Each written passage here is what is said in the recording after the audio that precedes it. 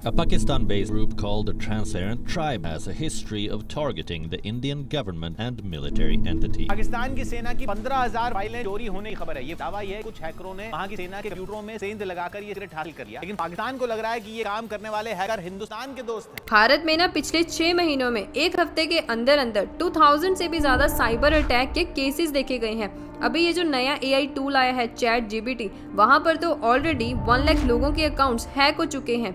Media की reports के मुताबिक ना पाकिस्तान का एक हैकर ग्रुप है जो कि भारतीय आर्मी और एजुकेशन सिस्टम जैसे IITs और NITs के ऊपर ना साइबर अटैक कर रहा है। अब सुनने में तो ऐसा लग रहा होगा कि ये जो अटैकर्स होते हैं वो सिर्फ डेटा को ही हैक करते हैं, बल्कि काफी सारी कंट्रीज इन अटैकर्स की हेल्प से दूसरी स्टेट्स, सिटी और कंट्री को भी अपने कंट्रोल में कर रही हैं। पर कैसे, जानते हैं आज इस वीडियो में, तो वीडियो को शुरू करते हैं। तो सबसे पहले हम जानते हैं कि कैसे पाकिस्तान के एक हैकर ग्रुप की वजह से ना भारतीय आर्मी, एजुकेशन सिस्टम जैसे IITs और NITs के ऊपर ना खतरा मंडरा रहा है। तो हुआ कुछ ऐसे, अभी कुछ ही दिनों पहले ना भारतीय सिक्योरिटी रिसर्चर ने एक नई वेब साइबर अटैक की डिटेक्ट की है आर्मीज के सिस्टम के ऊपर और एजुकेशन सिस्टम के ऊपर। ये बात ना तब ज़्यादा हाईलाइट होती है जब DRDO का साइंटिस्ट, DRDO का मतलब होता है defence research and development organisation. ये ना एक ऐसी ऑर्गेनाइजेशन है जो कि डिफेंस टेक्नोलॉजीज और प्रोडक्ट्स बनाती है जिनका इस्तेमाल जो है वो इंडियन आर्म फोर्सेस के द्वारा किया जाता है।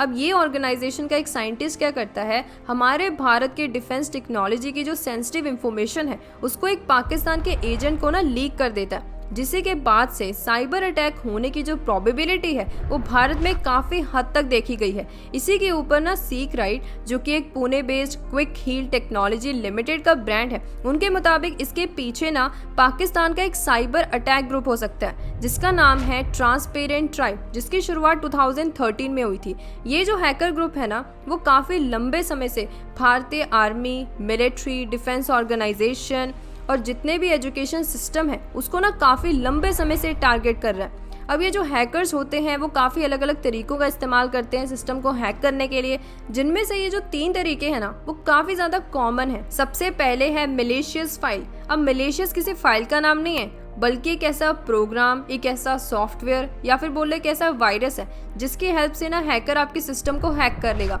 एक एग्जाम्पल के थ्रू समझाती हूँ। मान लो कि एक हैकर ने आपको अपनी मेल पर एक फाइल सेंड की है। जैसे ही आपने उस मेल को खोला, अपनी फाइल को ओपन किया, उसी समय ना आपके पास एक वार्निंग सिग्नल पॉपअप होगा। अब ये जो फाइल है वो कोई नॉर्मल फाइल नहीं है, बल्कि इसमें एक्स्ट्रा एड-ऑन्स और एक्स्ट्रा कमांड्स होंगे। जैसे आपने उस वार्निंग सिग्नल को इनेबल कर दिया, उसी समय आपके सिस्टम में एक्स्ट्रा एड-ऑन्स और कमांड्स इंस्टॉल हो जाएंगे। फ्रंट में आपको स्क्रीन पर दिखेगा कि फाइल में तो कुछ नहीं है, बल्कि बैक एंड में वो कमांड्स इंस्टॉल होके आपके सिस्टम का डेटा, चाहे वो लैपटॉप है, कंप्यूटर है, चाहे वो मोबाइल फ़ोन है, वो सारा डेटा हैकर्स के पास पहुंच जाएगा। ये एक ऐसा तरीका है जिसका इस्तेमाल पाकिस्तान के हैकर्स ना सबसे ज़्यादा यूज़ करते हैं। उन्होंने इनफैक्ट इसको टाइटल भी दिया है, revision of officers posting policy. फिर दूसरा है जिसमें हैकर्स क्या करते हैं, एक वेबसाइट को ही हैक कर लेते हैं। जैसे अभी कुछ ही समय पहले रशियन हैकर्स ने क्या किया, हेल्थ मिनिस्ट्री की वेबसाइट को ही हैक कर लिया। अब जितने भी लोग इस वेबसाइट पर आए थे डेटा देखने के लिए, उन सभी का डेटा अब हैकर्स के पास है। तीसरा जो तरीका है ना वो हम सब आम लोगों के लिए भी है, जिसे हम कहते हैं सोशल नेटवर्क स्पैम।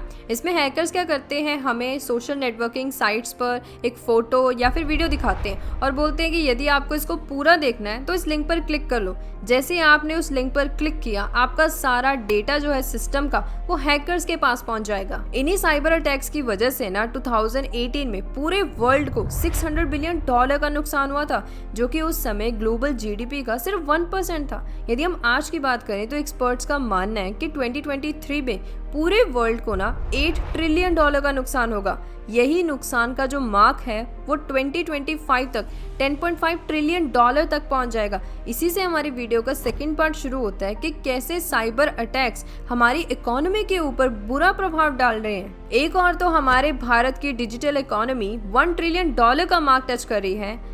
उसी के साथ हमारा भारत डिजिटल भारत बन रहा है, मतलब हम हर एक चीज़ ऑनलाइन करने लग गए हैं। चाहे ऑनलाइन एजुकेशन लेना, ITR फाइल करना, पेमेंट्स करना, बिल की पेमेंट करना, हर एक चीज़ ऑनलाइन हो गई है। बट वहीं पर दूसरी ओर भारत का रैंक पूरे वर्ल्ड में तीसरा और एशिया पैसिफिक रीजन में पहले नंबर पर आता है, जहां पर सबसे ज्यादा साइबर अटैक्स होते हैं। तो इस पर ना हमारे भारत के data security council of India के head LT general Rajesh Pant के हिसाब से ना 2021 में जब पूरे वर्ल्ड को $6 ट्रिलियन का नुकसान हुआ था, उसी समय हमारे भारत में 52,000 से भी ज़्यादा साइबर क्राइम के ना इंसिडेंसेस रिकॉर्ड किए गए थे। अब ये जो ग्रोथ हो रही है साइबर क्राइम के इंसिडेंट्स में, वो हर साल ना 34% के CAGR से हो रही है। अब यदि इसी तरीके से ये इंसिडेंट्स बढ़ते रहे तो हमारे भारत का जो सपना है $5 ट्रिलियन इकोनॉमी का ना, वो काफ़ी बड़े खतरे में आ सकता है। इनफैक्ट ना वर्ल्ड इकोनॉमिक फोरम के हिसाब से तो ये साइबर क्राइम के केसेस ऐसे बढ़ रहे हैं जैसे ये वर्ल्ड की 3rd लार्जेस्ट इकोनॉमी है US और चाइना के बाद, क्योंकि ना 2017 में एक WannaCry रैंसमवेयर अटैक होता है। अब ये रैंसमवेयर क्या होता है? रैंसमवेयर अटैक का मतलब मालवेयर नेटवर्क। जैसे मैंने आपको पहले बताया, ये एक ऐसा कोड, एक ऐसा वायरस, एक ऐसा प्रोग्राम होता है जिसके थ्रू हैकर्स क्या करते हैं, आपके सिस्टम को हैक कर लेते हैं। आपके सिस्टम का जो डेटा है वो हैकर्स के पास चला जाता है। अब रैंसमवेयर अटैक में हैकर्स क्या करते हैं, आपके डेटा को तभी वापस करते हैं जब तक जितनी वो मुंह मांगी कीमत आपसे मांगते हैं ना, वो आप पे नहीं कर देते। तो इसी को हम बोलते हैं रैंसमवेयर अटैक। तो इसी WannaCry रैंसमवेयर अटैक की वजह से ना पूरे वर्ल्ड में ऑलमोस्ट 2 लाख कंप्यूटर्स हैक किए गए थे, जिसकी वजह से सिर्फ 4 दिनों के अंदर अंदर $8 बिलियन का नुकसान हुआ था। इसीलिए ना सर्फशार्क एनालिसिस के हिसाब से पिछले 18 ईयर से ऑलमोस्ट ना 14.9 बिलियन अकाउंट्स हैक किए गए, जो कि डार्क वेब पर अपलोडेड हैं और हैकर्स उनका इस्तेमाल करते हैं। और उन अकाउंट्स में से भारतीय लोगों के अकाउंट पता कितने हैं? 254.9 मिलियन अकाउंट्स। वैसे हमें लगता है कि मोबाइल फोन को हैक क्या एक ऐप इंस्टॉल करवा के ही किया जा सकता है, बट ऐसा नहीं है। उसको ऑपरेटिंग सिस्टम हैक करके processor, memory chip, Bluetooth, wifi किसी भी नेटवर्क के थ्रू किया जा सकता है। अब मानोगे नहीं, हमारे भारत की स्पेस ऑर्गेनाइजेशन इसरो मतलब इंडियन स्पेस रिसर्च ऑर्गेनाइजेशन को ना 2019 में हैक कर लिया गया था, जिस समय चंद्रयान 2 को लॉन्च किया जा रहा था। हुआ क्या कि इसरो के कंप्यूटर सिस्टम्स को ना मालवेयर नेटवर्क के थ्रू हैक कर लिया गया। अब आप सोचोगे ये मालवेयर नेटवर्क क्या होता है? मालवेयर नेटवर्क का मतलब एक ऐसा कंप्यूटर का कोड, एक ऐसा वायरस, एक ऐसा प्रोग्राम जिसके थ्रू इसरो के पास जो कॉन्फिडेंशियल डॉक्यूमेंट्स थे उनके कंप्यूटर सिस्टम्स में, उनका डेटा जो है ना वो हैकर्स के हाथ में लग गया।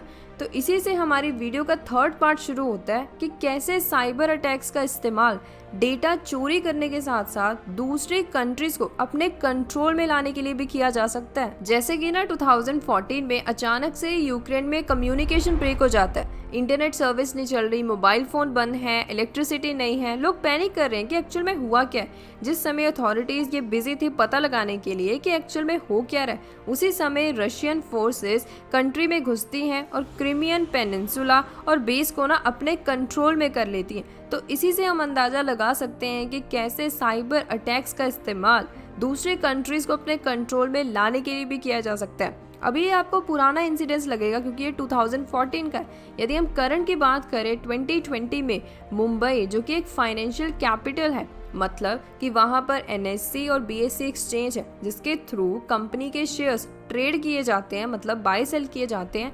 वहाँ पर अचानक से ही ना बिजली चली जाती है, ट्रेन सर्विसेज कैंसिल हो जाती हैं, वाटर सप्लाई इफेक्ट होती है, हॉस्पिटल्स जनरेटर्स पर रिलाई करने लग जाते हैं। ये जो इंसिडेंस था ना ऑलमोस्ट 2 घंटे तक चलता रहता है। आपको लगेगा कि ये नॉर्मल है, ये नॉर्मल नहीं है, क्योंकि साइबर सिक्योरिटी एक्सपर्ट्स का कहना था कि इसके पीछे चाइनीज हैकर्स का हाथ हो सकता है, जिनके साथ इंडियन आर्मी का ना लद्दाख बॉर्डर पर एक डिस्प्यूट चल रहा है। इस पर ना फर्दर ये सस्पेक्ट सामने आता है कि ना हैकर्स ने Maharashtra state electricity transmission company के सर्वर्स को ना मालवेयर नेटवर्क के थ्रू हैक कर लिया। मालवेयर नेटवर्क जैसे मैंने आपको पहले बताया, एक ऐसा वायरस, एक ऐसा प्रोग्राम, एक ऐसा कोड जिसके थ्रू सिस्टम का जो कंट्रोल है ना वो हैकर्स के हाथ में चला जाता है। महाराष्ट्र साइबर के पास ना पहले से एक एजेंसी की तरफ से वार्निंग आई थी कि ऐसा हो सकता है कि आने वाले समय में पावर सेक्टर और डिस्पैच सेंटर, मतलब जहाँ से इलेक्ट्रिसिटी अलग अलग एरियाज में डिस्ट्रीब्यूट की जाती है ना, वहां पर साइबर अटैक हो सकता है। तो फिर इसके ऊपर फर्दर कोई और चांस ना लेते हुए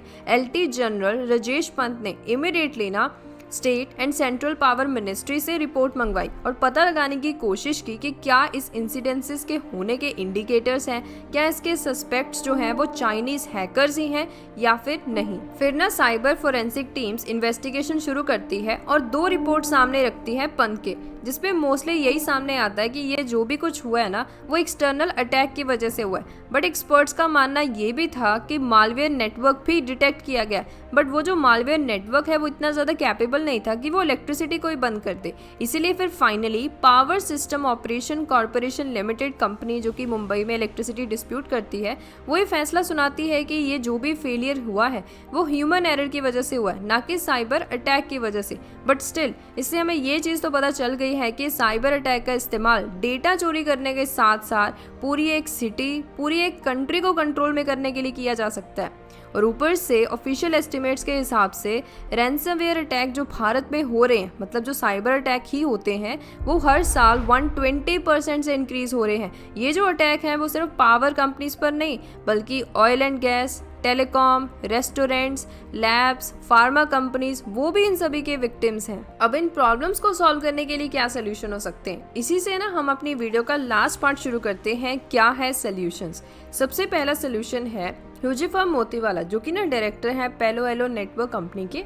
उनके हिसाब से हमें जीरो ट्रस्ट इनिशिएटिव को अपनाना चाहिए।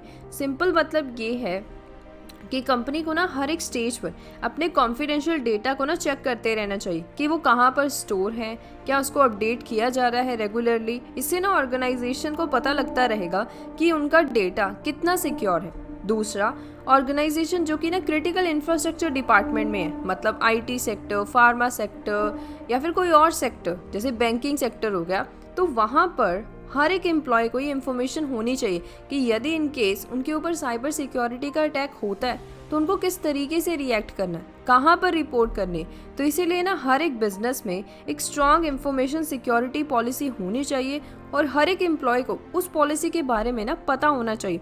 जैसे कि मैं आपको यूरोप की बात बताती हूँ। यूरोप में ना इतने स्ट्रॉन्ग रूल्स हैं, मान लो इन केस यदि किसी भी बिजनेस के ऊपर साइबर सिक्योरिटी का अटैक होने वाला है और वो कंपनी गवर्नमेंट को इन्फॉर्म नहीं करी, तो या तो उस कंपनी का बिजनेस बंद कर दिया जाएगा या फिर उस कंपनी को मंथली ना फाइन पे करना पड़ सकता है। इनफैक्ट इसी चीज को ध्यान रखते हुए ना भारत में भी कुछ फाइन्स हैं। जैसे इन केस कोई भी बिजनेस जो है वो गवर्नमेंट को इन्फॉर्म नहीं करता तो उनको 1 lakh rupees as a fine देने पड़ते हैं। मुझे लगता है कि इस फाइन अमाउंट को और भी ज्यादा बड़े करने की जरूरत है।